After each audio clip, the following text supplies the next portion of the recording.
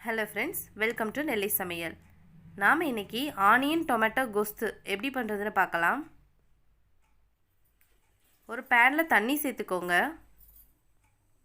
4 பழுத்த தக்காளியை சேர்த்துக்கோங்க. ஒரு மூடி போட்டு 6லேருந்து 7 நிமிஷத்துக்கு குக் பண்ணி எடுத்துக்கோங்க.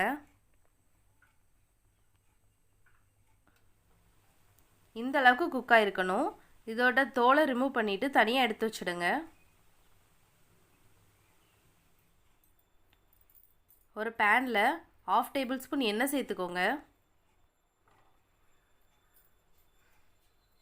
எண்ணெய் சூடானதும் 1/2 டீஸ்பூன் கடுகு உளுத்தம்பருப்பு, 1/2 டீஸ்பூன் ஜீரகம், 1 டீஸ்பூன் கடலைப்பருப்பு, 2 வரமிளகாய், கொஞ்சமாக கருவேப்பிலை எல்லாம் சேர்த்து கொஞ்சமாக கலந்து விட்டுருங்க.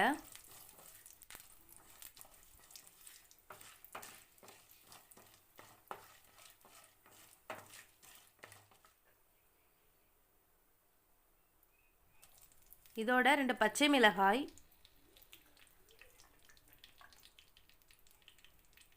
20 சின்ன வெங்காயம் சேர்த்துக்கலாம்.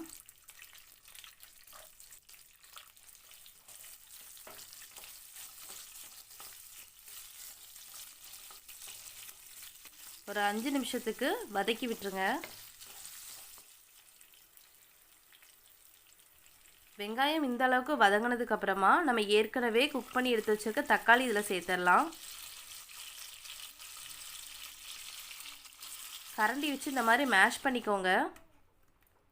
இந்த அளவுக்கு நல்லா மேஷ் பண்ணிவிடுங்க. இப்போ தேவையான அளவு உப்பு சேர்த்துடலாம். 1/2 டேபிள் ஸ்பூன் சில்லி பவுடர் சேர்த்துக்கோங்க.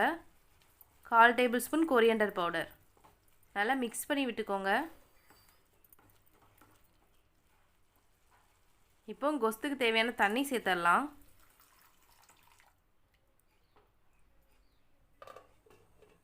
ஒரு மூடி போட்டு 5 நிமிஷத்துக்கு லோ ஃப்ளேமில் குக் பண்ணி எடுத்துக்கோங்க.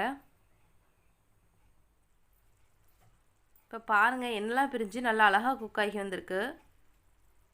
கடைசியாக கொஞ்சமாக கொத்தமல்லி இலை தூவி ஸ்டவ் ஆஃப் பண்ணிவிடுங்க. அவ்வளோதான், ரொம்பவே சிம்பிளாக செய்யக்கூடிய ஆனியன் டொமேட்டோ கோஸ்து ரெடி ஆகிடுச்சு. இந்த ரெசிபி ட்ரை பண்ணி பார்த்துட்டு எப்படி இருந்துச்சுன்னு கமெண்ட் செக்ஷனில் சொல்லுங்கள். நெல்லை சமையல் சேனலுக்கு லைக் பண்ணுங்கள், ஷேர் பண்ணுங்கள் அண்ட் சப்ஸ்கிரைப் பண்ணுங்கள். தேங்க்யூ.